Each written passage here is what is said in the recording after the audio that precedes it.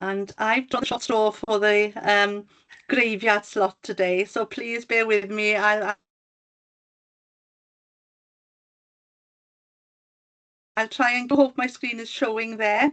I've lost I can see Anne with her thumbs up, so that's excellent news.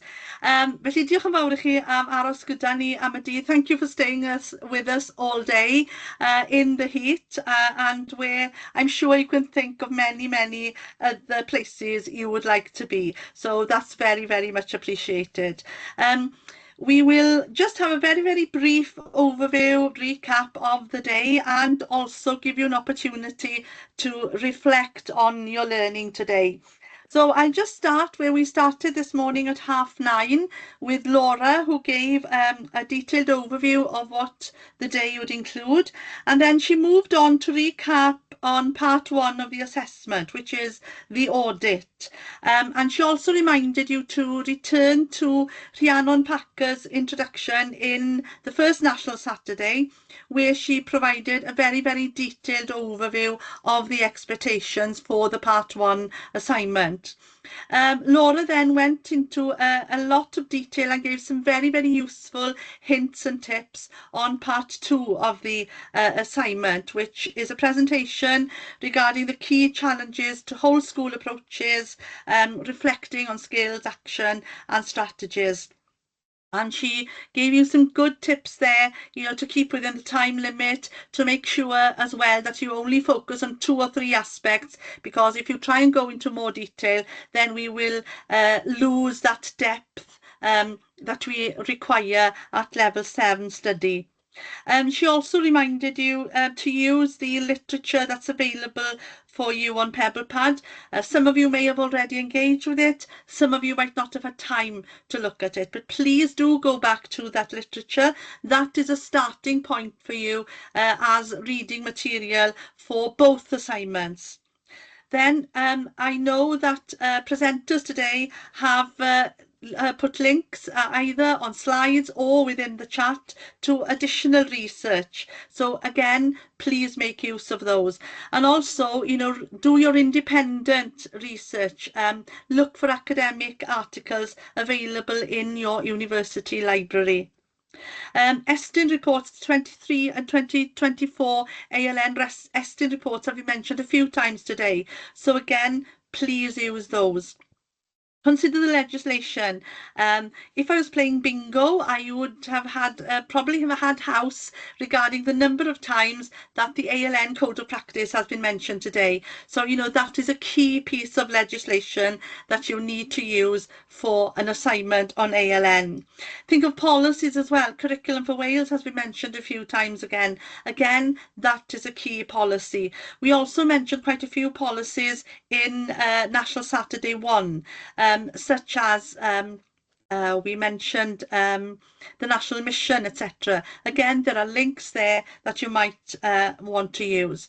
And to underpin your presentation and your written assignment, then of course you can use your practice. Listen to the recording of Laura's introduction again, and follow some of her tips regarding what a good presentation looks like. Then we moved on to Core Strand 3 and the barriers to whole setting approaches and the challenges involved there. Di talked about the importance of collaboration and integration and the sharing of resources and best practice. And how this can lead to reducing those inequalities, and is of course one of the requirements of the ALN code. Some of the challenges involved, particularly with cluster working, were acknowledged. Again, linking to the Estyn report, aspects such as sustainability and workload, and multi-agency working and getting everybody on board. Several times during the day, in this morning, in this particular session with Professor Jonathan Glassard, as well as in our final session this afternoon, we've heard about how knowing your learner is essential. But again, this can be challenging, if an Elenco, for example, is working across clusters. Then Anne moved on this morning to talk about personal skills, attitudes and expertise for all practitioners, and changing the role of the Elenco. But personal skills, attitudes and expertise are important for all practitioners, not only the Elenco. That's what will support the Elenco in their particular role. As Jonathan Glassard rightly mentioned, inclusion is everyone's business, and it's nothing new. It has always been the case, but maybe it has come to the forefront now with the new ALN code. Anne also mentioned teaching strategies, and that good teaching for learners with ALN is good teaching for all. She mentioned Florian and Black's inclusive pedagogy, and that is a theory that you might want to explore in more depth and detail for your assignment. Leadership. Leadership can be at many different levels. It's important to have the importance of an inclusive approach is promoted by a buy-in from the senior leadership team and the school's vision for equity for all learners. Professional learning, CPD, we've just talked about now in our final session, but also the willingness and the curiosity to learn and try out new strategies. Taking on board new thinking and sometimes a totally change of mindset as well. So that is being innovative. And then collaboration has been a constant theme throughout the day today. The collaboration between learner, parents, support staff, teachers, at school level, at cluster level, local authority level, and even beyond. So then we had an excellent session with Professor Jonathan Glassard from Hull University. And he started off by saying that, you know, teachers can only do so much. And I thought that was a really, really important message for this audience today. You are all here because you are passionate about your learners and passionate about providing the best possible learning experience for them, those inclusive learning experiences. And I think that acknowledging that some things are not without, but outside your capability to implement, you know, and having that political structure in place is very, very important. So it's that transformation and that collaboration really between government and education that is vital in order to ensure an inclusive learning environment. He talked about the need for support for all our learners, but particularly for our vulnerable learners. And he talked about inclusion is about doing something different, and something different can be sometimes a different curriculum. So he talked about inclusion being more about equity than equality, and equity also leading to reality. So sometimes we need to design a curriculum to meet the needs of all our children. And I think Curriculum for Wales gives us that opportunities. Teachers in Wales are now curriculum designers. So as curriculum designers, they have the opportunity to design that curriculum that meets the needs of those learners that they have in front of them within their classroom and within their school. But as we know, there is a lot of inconsistency right across Wales as well when it comes to designing the curriculum and when it comes to promoting inclusion. Curriculum and assessment processes. Multisensory teaching and learning for all was something that Professor Glaser promoted.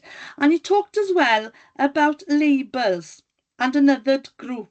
And he felt that assessment processes really did emphasise that label and that othering of learners with ALN. He talked about terminology in relation to labelling and how assessment and diagnosis reflects that medical model of disability, which very often comes, you know, with having your diagnosis from the ed psychs, etc., while impairment within the person is a social aspect of disability. And another message, consistent message that we've had throughout the day, but that was also emphasised by Professor Glazard, was it isn't a one-size-fits-all approach. We need to think of our learners and have that learner-centred approach when it comes to teaching and learning. When Anne asked Jonathan Glazard about what excellence in practice looks like, he said that there were many, many different interpretations. And one of the things that he felt was very important for excellence in practice is having those expert staff, that deep knowledge of what additional learning needs is, and also that willingness to gain that expertise. And that expertise comes from collaboration, communication with others, as well as more formal ways of training and courses in CPD, etc.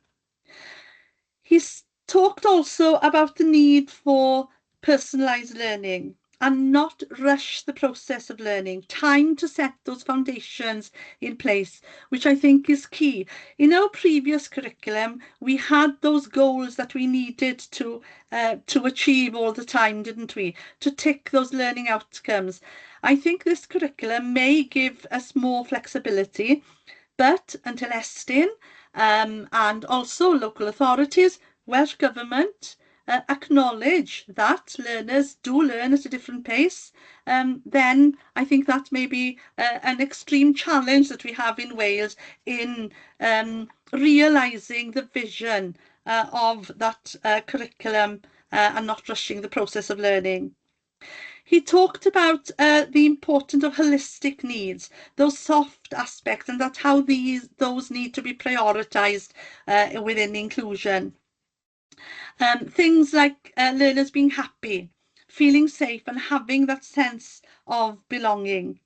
And he also talked about the need for consistency, challenging attitudes, and all children are individuals, and we know that very well. So our provision really needs to be context specific, and being curriculum designers within the Curriculum for Wales provides us with that opportunity to be context specific.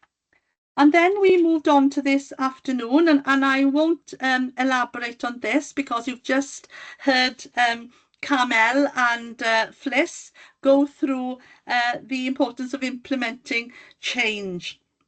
They talked about inclusion as being a social process, and how those beliefs you have about what inclusion is impacts on how you realise inclusion in practice and the actions that you take. And it needs to be in order to be creative, you need that collaborative approach with a learner at the centre of everything that you do, but also collaboration with parents and carers, collaboration with support staff within school, so, with staff at different levels within school, with other teachers, as well as with multi-agencies. And then we finished off by looking at those professional standards and how maybe we have missed an opportunity in Wales by not including inclusion explicitly within those standards. Maybe in moving forward that we can influence Welsh Government to make sure that those are included when the standards are revised, which I believe will be in the near future. I'd like you now just to take a minute to reflect on how what we've been discussing today has either deepened or changed your thinking and understanding regarding what excellence in ALN practice looks like in your own context. I'm not going to ask you to add to a Padlet or anything like that. Either take a minute to write down some notes on your notepad, or alternatively, you can put a sentence in the chat. So we'll just take a minute to do that.